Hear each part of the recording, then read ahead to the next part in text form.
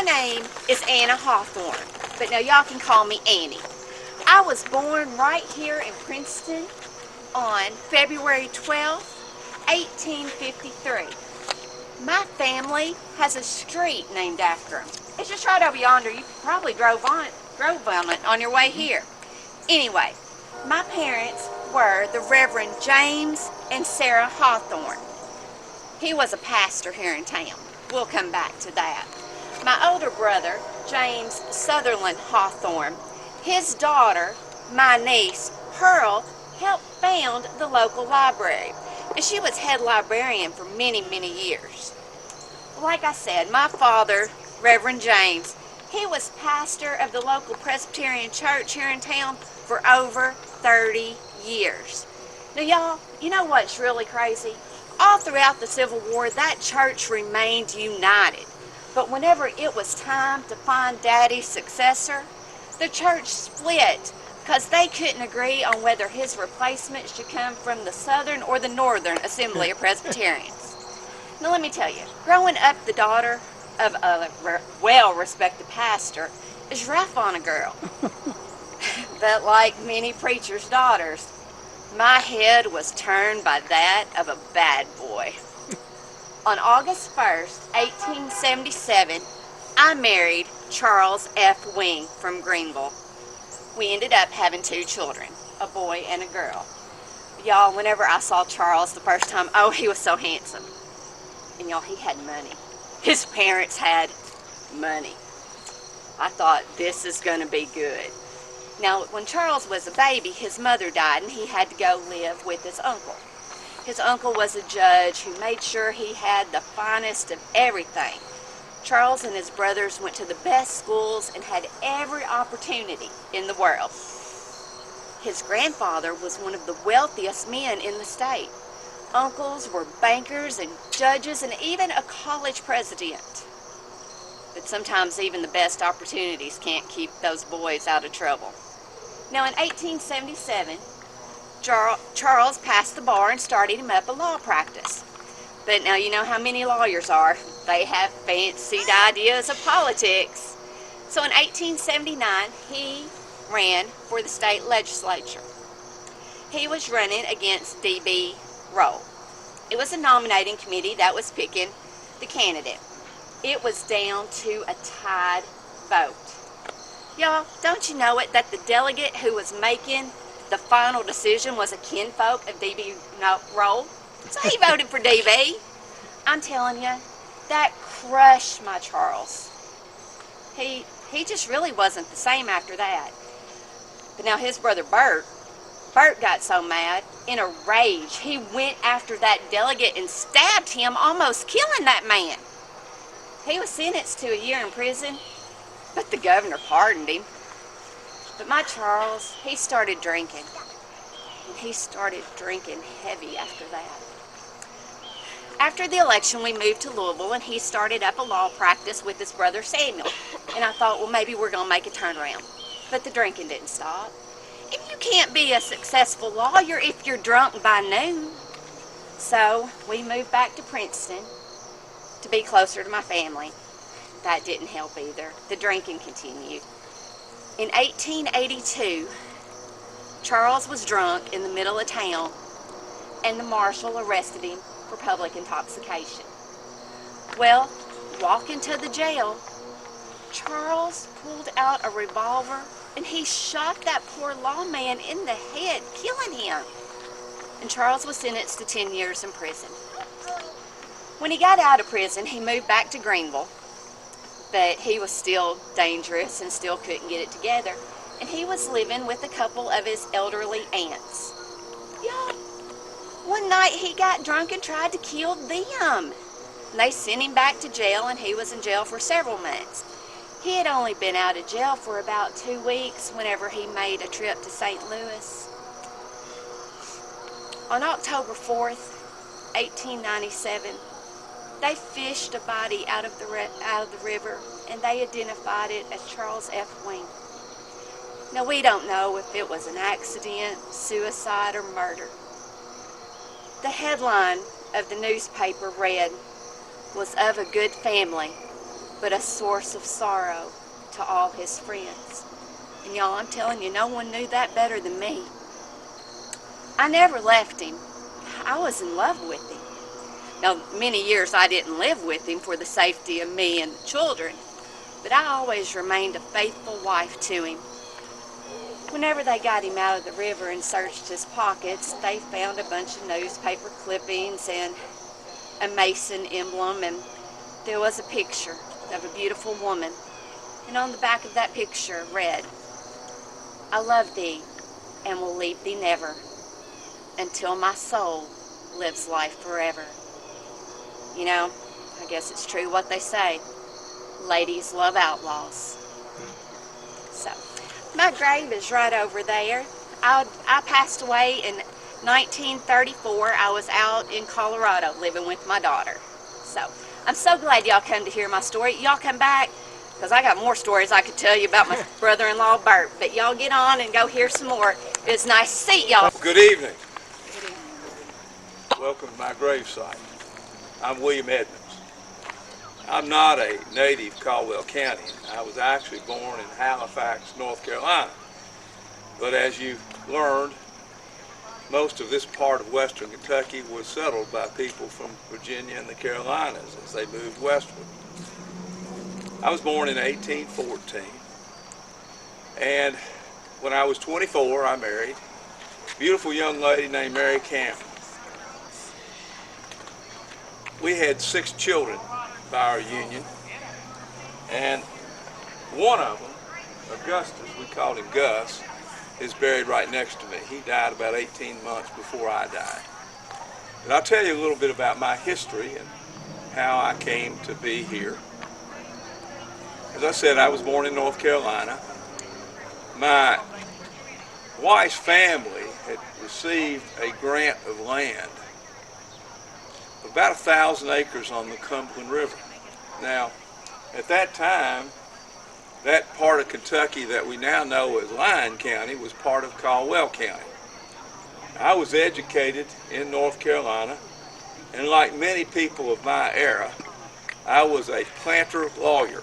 I had a legal education, I practiced law, but my true love was agriculture. I grew tobacco. They had this land in Lyon County now, Caldwell County then, that needed to be cleared and developed. So after my father-in-law died, my mother-in-law talked me into moving my family here to Princeton. We moved all the horses, the mules, and we owned several slaves. And we moved here and started clearing the land and putting it in cultivation. Now, when we came here, there are a lot of things going on in the United States. During the 1850s, when we first settled in here, there was a crisis nationally, financial crisis. You might have a little money that you'd made from your hard labor, and you might deposit in the bank on Friday only to find out that they closed the doors the next Wednesday. So as a result, I, for one, started getting paid in either gold or silver, and I didn't trust the banks. To be honest with you, I buried a little bit in the ground, but about the only way it would be safe. But not only was that financial crisis an issue when we first came here, but we were in a very divided country. Sound a little bit familiar? At that time, the issues centered on the expansion of the United States, and of course the South, and Kentucky being a border state, was primarily Southern in culture. It was economically we were agricultural, and as they expanded westward, the issue became whether these new territories would be free or slaveholders. Things were reaching a breaking point. Then we had an election in 1860. And at that time, there were actually 4 candidates running for President of the United States. Stephen Douglas was from Illinois. He was the Democratic candidate. There was a man from Tennessee named John Bell. And his main platform was, even though he was a Southerner, he wanted to be sure that we preserved the Union. Then we had a native son, John Breckinridge. Now, most Kentuckians are familiar with John Breckinridge because he had been vice president of the United States under James Buchanan. Later on, he ended up being a Confederate general and was Jefferson Davis's last Secretary of War before the war ended. And then we had a politician that was born in Kentucky but was from Illinois, and his name was Abraham Lincoln. Now, you might be interested to know that the results of that election in 1860 for Kentucky statewide, 65,000 votes for Bell, who wanted to preserve the Union but was a Southerner, 55,000 for Breckinridge, who, by the way, was a secessionist. Now, he wasn't advocating that the South secede, but he felt constitutionally, states' rights person, that they could, and it wasn't against the Constitution. Then we had Douglas, who came in third, about 25,000 votes. And then here came Abe Lincoln with about 1,300 votes. So Kentucky might like to claim Abraham Lincoln, but in 1860 he wasn't a real popular fella here. Some of you might have known Sam Stigger, who wrote History of Caldwell County, and he claimed that Abe got 2 votes in Caldwell County.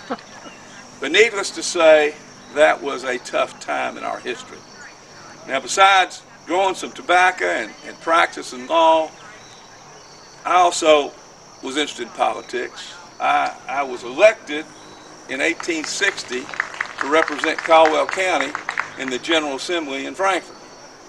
Now, I was a states' right person, and it was a tough time for me.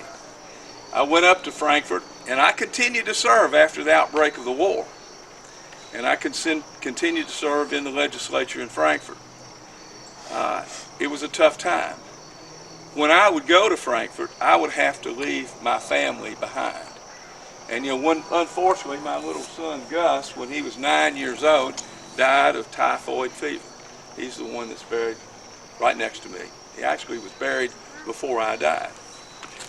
But when I would go to Frankfort, it was a long trip.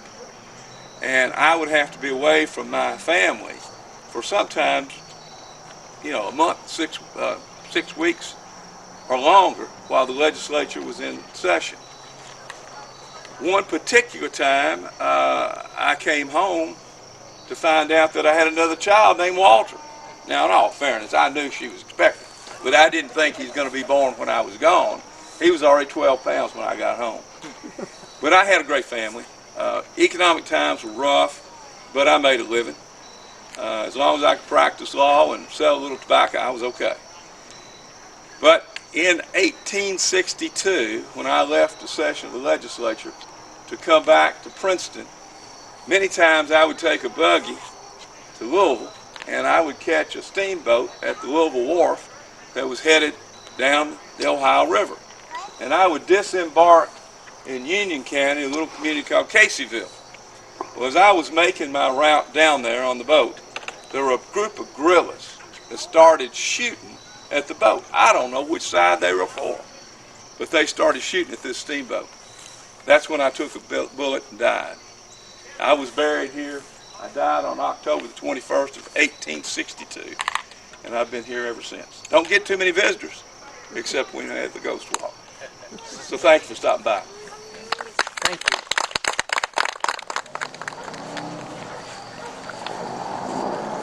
Hi, folks.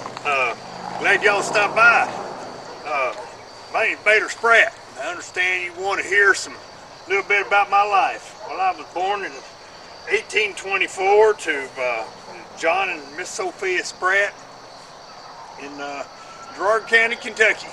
My daddy was early pioneer to that county. He come over from Virginia, and he's looking for a wife. He moved around a little bit and went a couple of counties over to, he was in Lincoln County, excuse me. Miss Sophia was from Gerard County, and that's where I come from. Anyway, I was born to Mr. John, Miss Sophia Sprat. I was the 6th child out of 7 that they had.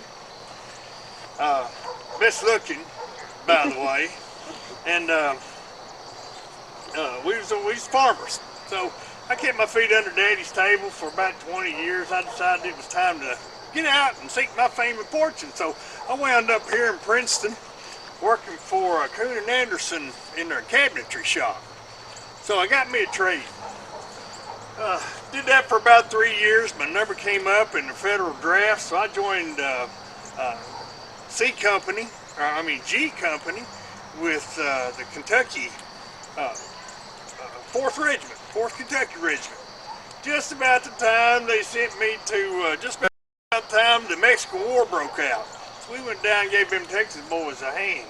You know, us Kentucky boys, we was all ready for a fight and everything. So we went down there and I tell you what, them little Mexican boys can fight now. And there's a passel of them too. But let me tell you something, they don't stand up nowhere near like Kentucky long rifles do. We showed them boys how to shoot, running back across the border. Anyway, we helped settle that little conflict down there, and after about a year and a half or so, about 1847, I came back to Princeton, worked for a little while in my trade. Of course, me being a man of the world, and war veteran and all, and pretty good looking, I might say. The women just gathered around like it was nothing, you know. And there's this one girl I seen, she's the prettiest thing I think I ever laid my eyes on, Miss Macy J. Chambers. Well, I tell you what, she looked at me, my heart would just melt. Anyway, she just kept on and on and on, and I just had to do something to save her reputation, so I married her. You know, and we stayed that way for me working that trade. We got married and had a couple of kids, and I started getting that old itch. You know how it is. My daddy was a pioneer. Her daddy was a pioneer. She understood that kind of stuff. And when R.B. Smelling and his Snelling, not Smelling, that's what we called him as a joke. He didn't take too kindly to that. But anyway, Mr. Snelling came with his gold seekers. They were heading to California for the gold fields. But let me tell you something, that's the place to be now. That's where it was really happening. So I told Mary, I said, Mary, I got to go. That far off horizon's calling me. And besides, in 6 months I can make enough money it'd take me 6 years to make here in Kentucky. So she said, baby, you just go on and go. And but you come back to me. I said, Macy, I wouldn't go nowhere else. I said, I'll be back. So I promised her that, and buddy, we got out to California, and let me tell you something, that's the place to go.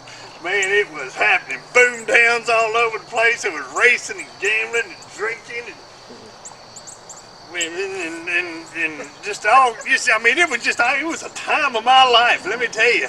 There was some bad times too. There was some plane jumping and some shooting and some murders and stuff going on and everything. But boy, I tell you what, it was a place for a young man to be seeking his fame and fortune. Well, we did pretty good mining and panning for gold. And I was able to send quite a bit back to Mary. And when that lasted about, I guess that lasted about 3 years.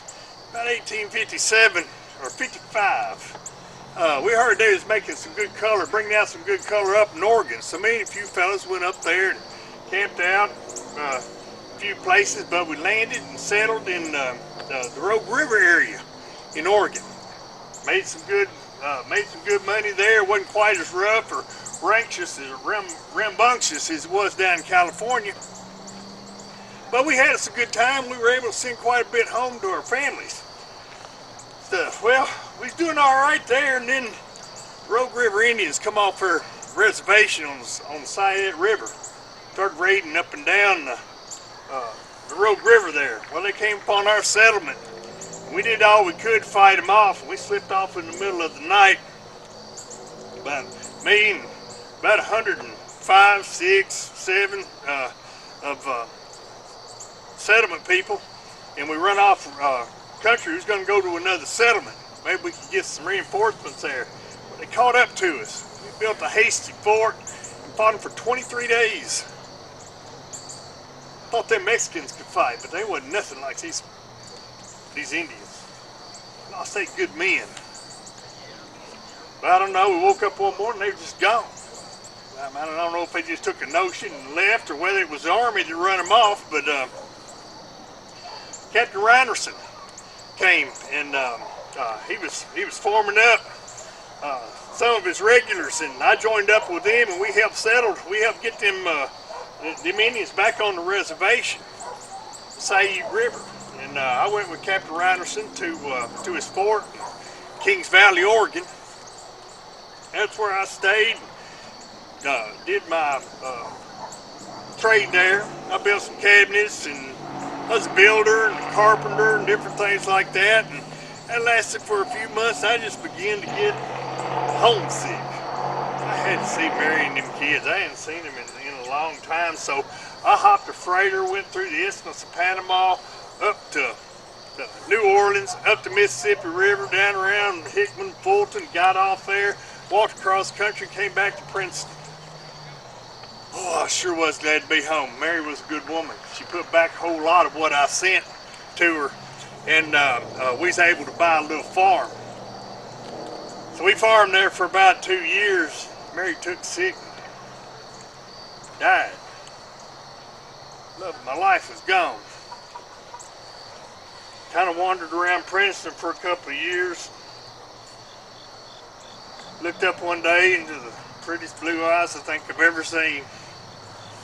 Miss Macy Bond was there. And I did the right thing again.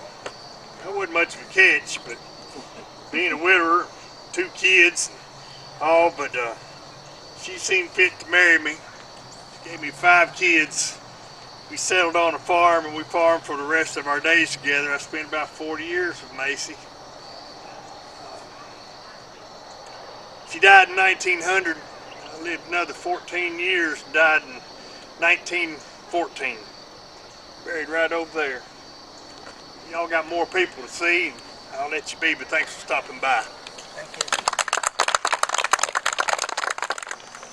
Good evening. I'm Margaret Edwards, and I was born in 1788 in Montgomery County, Maryland. I was one of 13 children of Benjamin and Margaret Beale Edwards.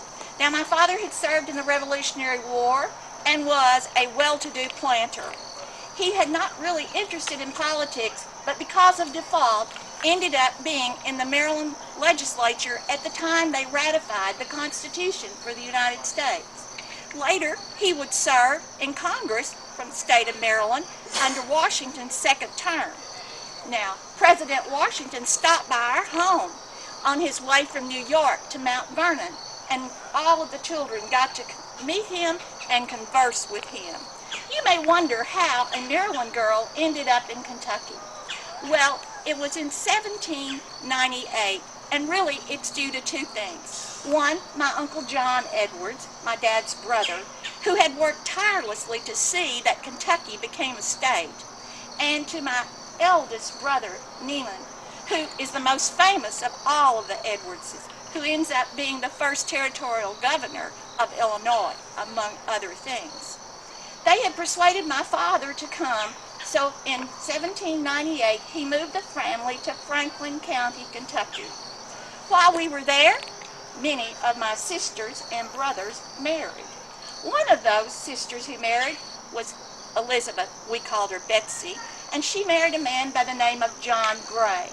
Now, John owned thousands of acres here in western Kentucky, and not only was developing a stagecoach line, but he was starting a new town, and today it's known as Elkton.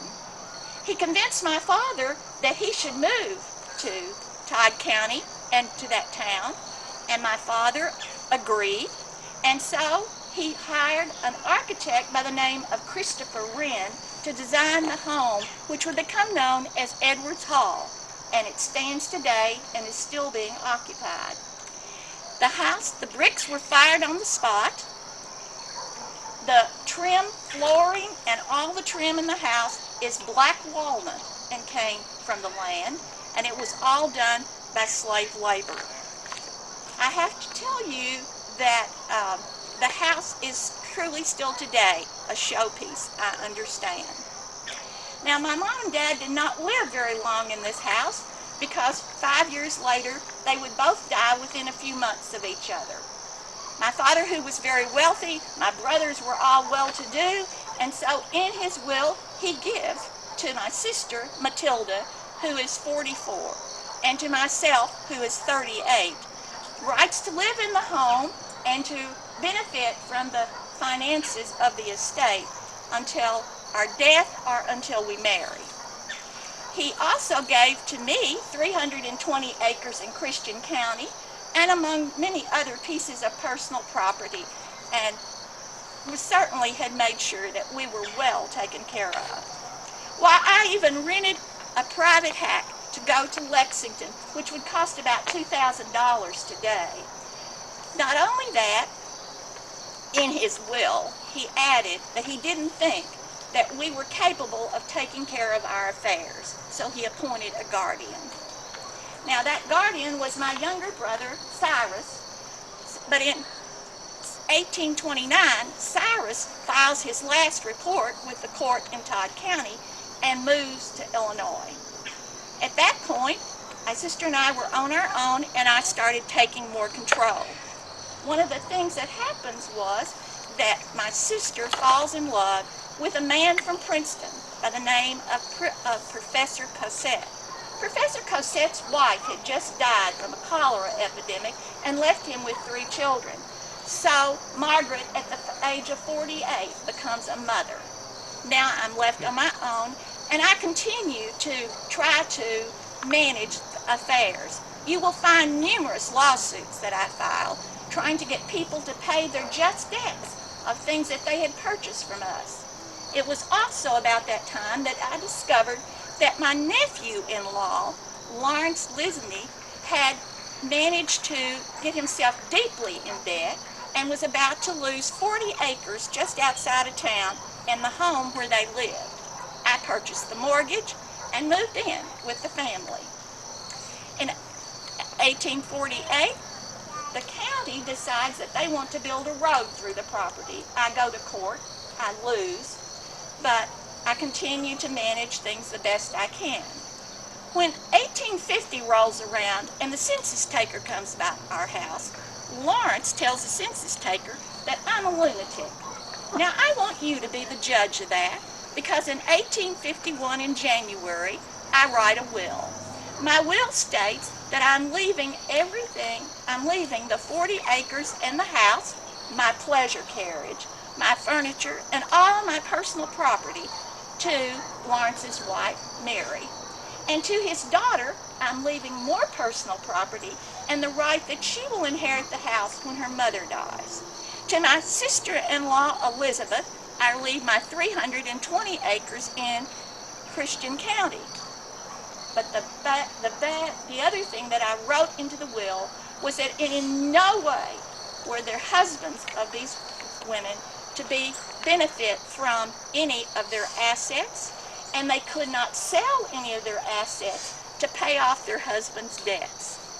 In addition, I left one more provision in my will, and that was that if the 10 slaves that I owned, because I had become very great work in the Colonization Society, so if any of the slaves wanted to go to Liberia, their passage would be paid and they would be granted freedom.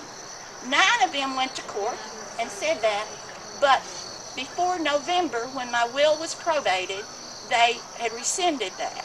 Now, ladies, to you, I want to tell you, make sure you know what's happening in the finances and you take control of your life.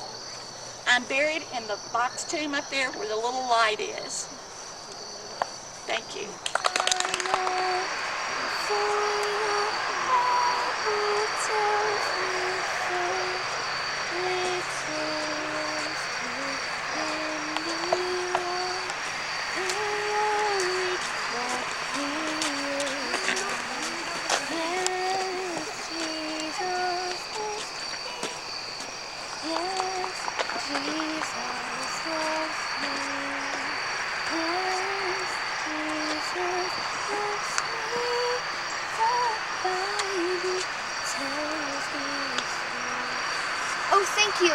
Thank you. I have been here so long and get so bored.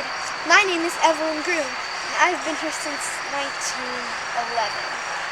I was 7 years old when I died. My mom and Daddy were George and Willie Groom.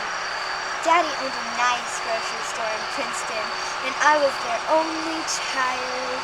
Dr. Pollard found out that I had a brain tumor when I was 6. For a whole year, Mom and Daddy knew I was going to die, but back then they just couldn't operate.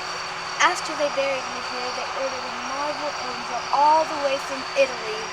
It was supposed to be life-size, but it was smaller than I am. But I adored it just as much.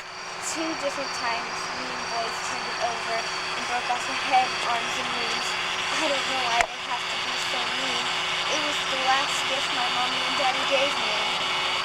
Some of you might even remember my mommy and daddy. Mama didn't die until 1961, and Daddy was the oldest member of First Baptist Church, and he died in 1965. All those years we were apart. But thank you for stopping by.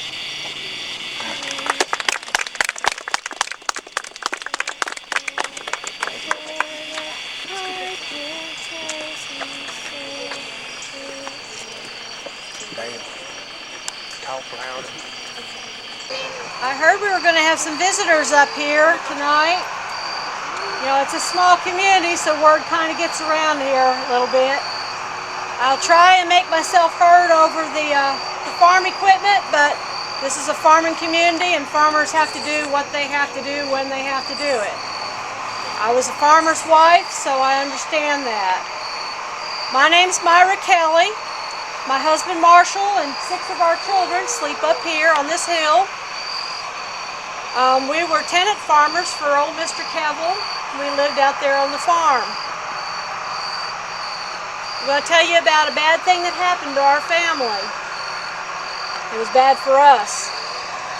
Back in 1918, which is near a century ago, there was a sickness that went around, an influenza epidemic. Some people called it the Spanish flu. It hit all over the world. We heard that it killed up to 50 million people. It was in Europe and South America and even up in the North Pole, from what I heard.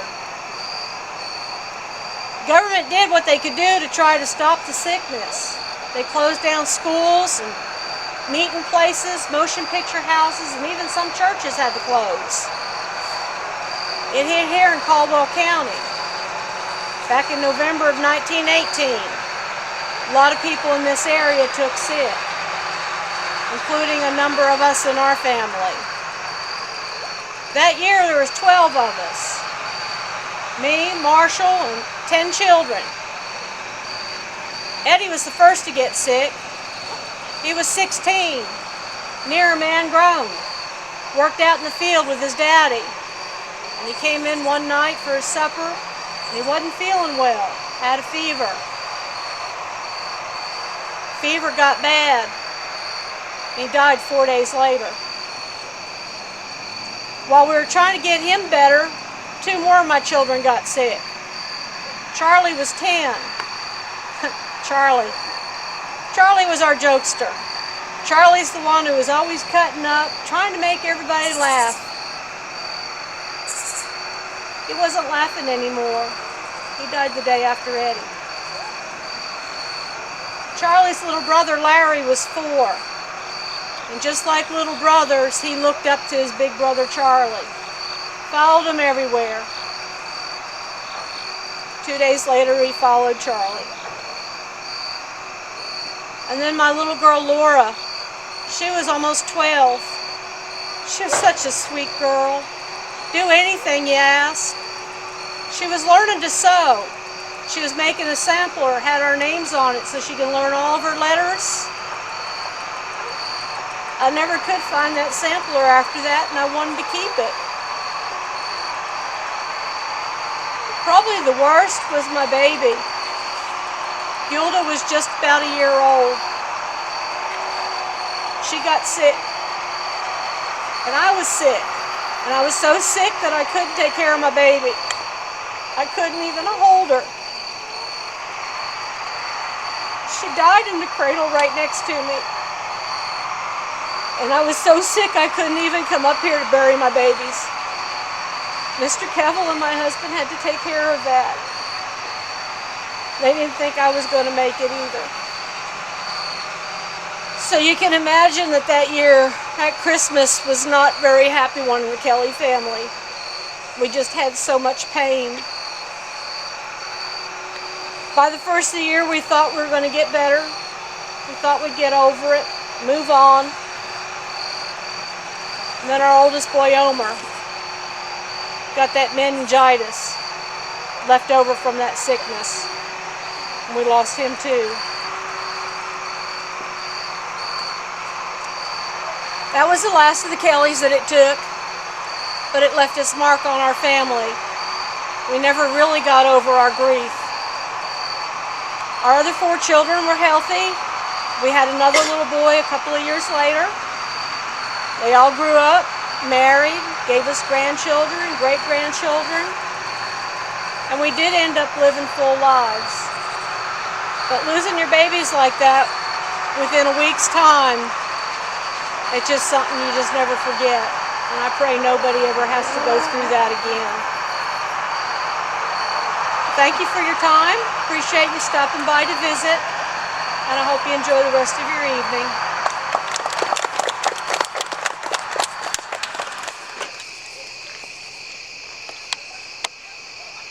Well, me and the fellas were back here talking on this old stump here, as we usually do this time of day. Noticed a little commotion coming down the path here. We thought it was just some soldiers passing through. But you all are not soldiers.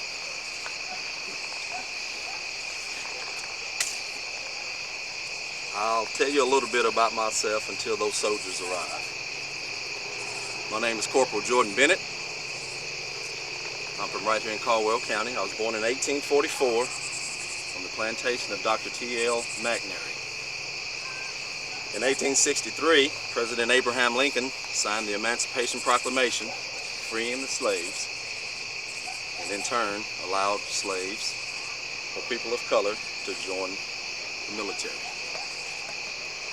A year after receiving that information, I myself enlisted, and I was mustered in at Paducah, Kentucky, Company I, the 8th Regiment of the United States Colored Heavy Artillery. In those days, the slave owner would send a slave or slaves to serve in their place, and that's exactly what I did. While there in Paducah, we performed guard duty. We built roads, structures. We guarded on the Ohio River as well as the Tennessee River. My regiment didn't see a whole lot of fighting action, but we did see a skirmish or two here and there. One of note, we took a 2-day expedition up to Haddock's Ferry, which is located at the Tennessee River, north of Calvert City, Kentucky. We encountered a few Rebs there, had a small conflict. Both sides lost men, but we came out okay. Another couple years passed. We continued to guard the city in Paducah area, guard the river. Along about 1866, I mustered out of the Army. My time was up.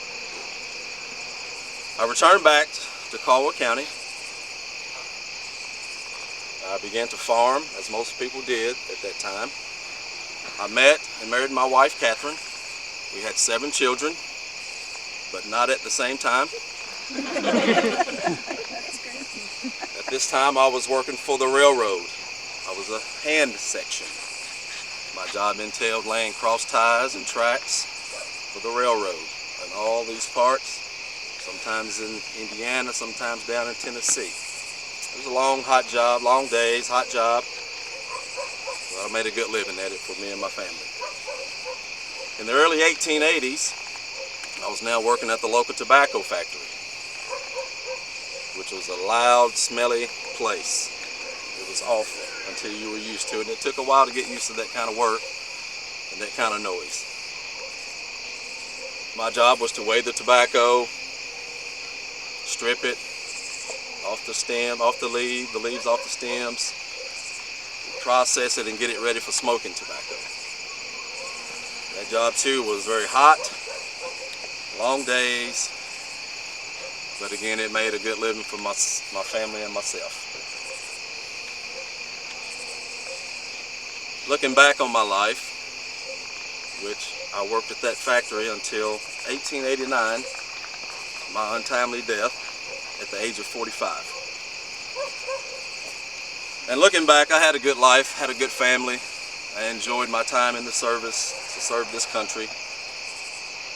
And I enjoyed the time of you all stopping and visiting with us.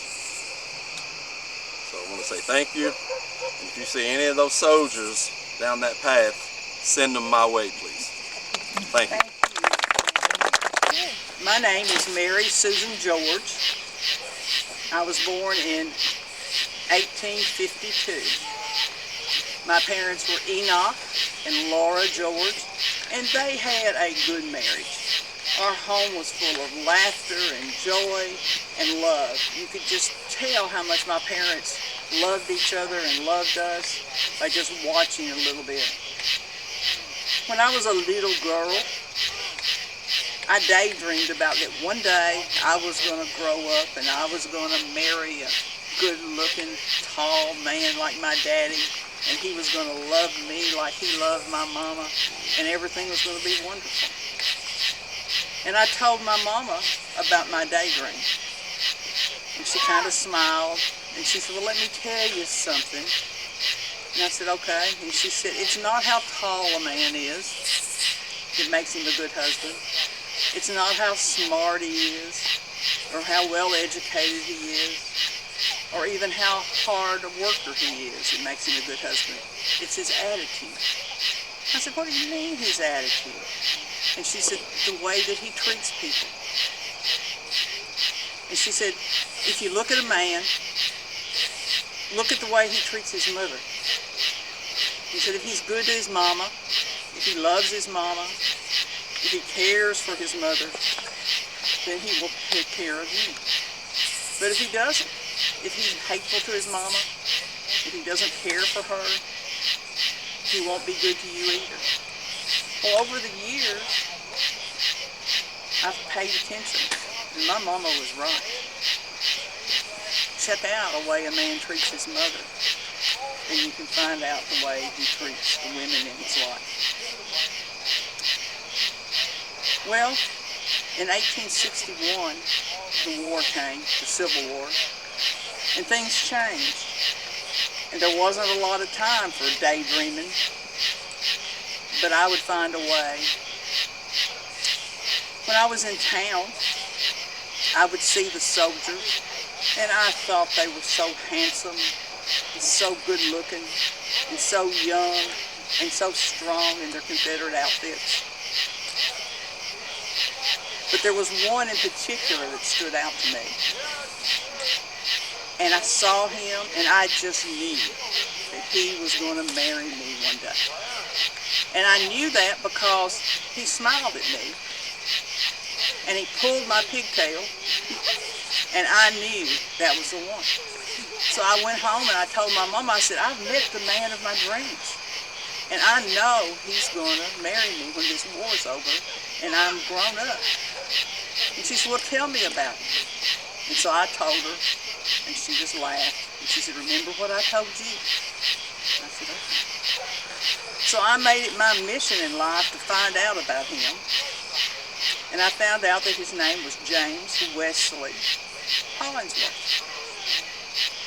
And I found out that his daddy was Andrew Hollingsworth, and that his mama was Sally Stone Hollingsworth. And I found out that they owned a horse farm on the Knob there toward Fredonia. There's still some Stones that live there now. And I found out that Mr. Hollingsworth had died before the war and had left his wife Sally to take care of the children, to take care of the farm, and to take care of the horses, which she did. There were two adult boys, kind of adult, they were teenagers. James Wesley, which they called J.W., and his brother Caleb. And Miss Stone, Miss Hollingsworth, asked them to not become involved in the war, to stay with her and help take care of the farm. And they agreed. But then, in early 1861, when the war was just getting to go, the Confederate Army came through here and some soldiers went to the Hollingsworth farm. And they asked her, could they buy horses? And she told them no, that she did not want to sell. That she didn't want to become involved with either side of the war effort. She didn't want to show favoritism one way or the other. They accepted that. She fed them a meal, and they went on their merry way. Well, in October of '61, the Yankees came through here, and they went to the Hollingsworth farm, and they asked Miss Sally to buy horses, and she told them no. And she explained to them why. Well, they weren't accepting of that, and they continued to argue with her about it. And it became very heated, and finally she told them to leave, that she did not want them on the farm anymore. They shot her, they killed her, and they took all of the horses off the farm. The two boys were away working for another farmer. They came home. They buried their mother. They took their younger siblings, the family members, and told them to take care of them. And they walked to Hopkinsville and joined the Confederate Army. Now, J.W. rode with Nathan Bedford Forrest. He was at Donelson. He was at several other battles. And then in 1863, in Mississippi, he was shot in the leg by a musket, and it shattered the bone. He spent the rest of the war in and out of hospitals, and that leg even bothered him when he was an old man. When the war ended, he came back to Princeton.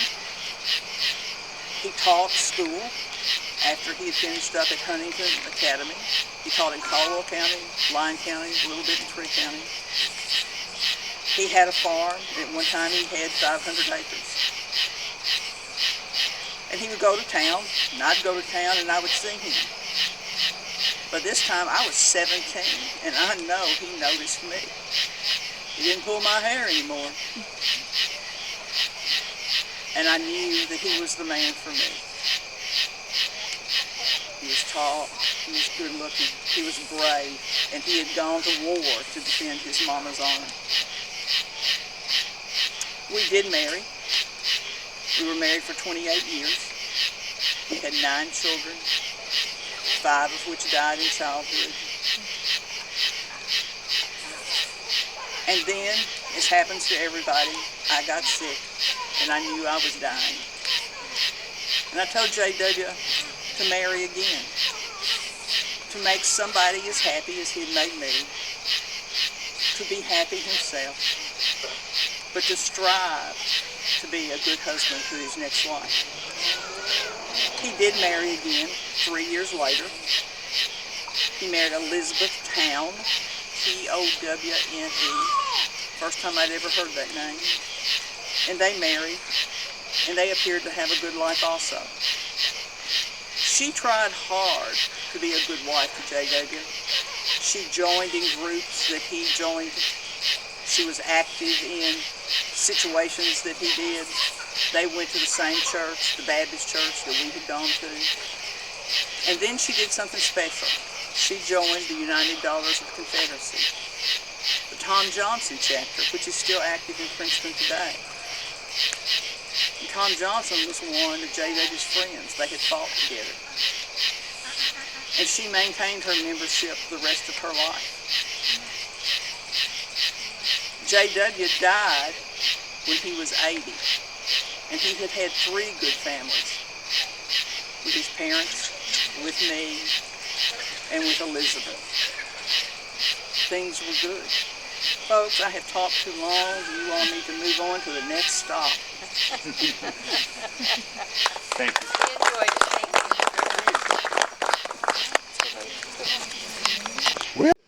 you. Good evening, everybody. My name is William Daniel Stevens. You can call me Dan. I was born here in Princeton, Kentucky, January 5th, 1920. And I graduated from the Butler High School. You might have seen that big brick high school that sits on Main Street. I graduated from there in 1937. And afterwards, I became a student of the University of Florida, and I became a member of the ROTC. Well, being a member of the ROTC back then meant that when Uncle Sam called you to go fight in World War II, you went and fought in World War II. So off I went. First I was stationed at Fort Bragg. And at first I didn't really want to leave. You don't really want to leave your friends and family behind. Unfortunately, I had to leave my mother and father, my brother, and my cat. And I was very sad about leaving my cat. But off I went to go fight in World War II. So first we were stationed at Fort Bragg, and so I was enjoying firing off some big guns there, but they decided that I had some good pilot skills that would not go to waste, so off I went to the Air Force, and I was part of the aerial observation unit, and part of my job was to train our men as part of a 14-man squadron to help train them for that aerial observation job. So back then, of course, aerial observation was a very risky but rewarding wartime tactic, and so we would operate small one-man planes, and we'd have to go over enemy territory and radio into our field artillery where to strike next, and we had to do this all without being seen, so pretty easy, right? And so eventually, through that training, I was ranked up to first lieutenant, and I was stationed off to fight in North Africa. And so we had to make our home over there, very far away from Princeton, very lonely, and we made our home on an airfield. And we didn't really have much in terms of living quarters except for some big wooden shipping crates that the U.S. had sent over. And we decided that we would make those crates into home, and after some paint and elbow grease, those crates turned into... It was still pretty terrible, I'm not going to lie. But we made it work. And so there we were for a little while until... during one of our routine missions, went over enemy field, I was shot down in my airplane, and I quickly landed the airplane, but was rushed off to the hospital because, fortunately, a bullet had entered my back and came out through my chest, which you could imagine was not very comfortable. And so I was shipped off to the hospital, to the 99th British Hospital in Algeria. And there I was for a little while, and so I was hoping to make a speedy recovery, was suffering from some very uncomfortable chest pain. I wrote home to Mom and Dad on April 1st that I'd received a Purple Heart for my bravery and that I would hopefully be coming home soon, had I'd recovered. And on April 5th, 1943, my family had received a letter from a reverend friend that I was, unfortunately, had succumbed to a blood clot. So, unfortunately, I did not make it. And that was received before the official War Department had received my official notice of death, so you can imagine that was a very nasty surprise to them. So, but they decided that I wouldn't be staying over there in North Africa. They wanted to bring me home, back here to Cedar Hill where I belonged, in Princeton. And so I was brought here, and they made me a nice home here, and so this is where I am. And I had to leave my cat behind, and I was very sad about that. So you might be thinking, well, you left your cat behind. Cat was not my pet cat. Cat was my girlfriend, Catherine Keeble. In fact, we had plans to be married that had to get put off because of World War II, and after that she had received the news of my death, she decided that she wasn't going to marry anybody else, that I was the only man for her. And you might have noticed on your way up here that there was a little lantern on a grave. Well, that's actually where Miss Catherine's is buried, and she decided that that would be her forever home, close by here to me. And we were very glad that you guys were able to come and visit us this evening. We're so glad for guests. You guys can always come and visit us. We're always here. And we hope you guys enjoyed your tour. And we'll leave you guys for the evening. And we hope you guys enjoy your visit. So thank you all.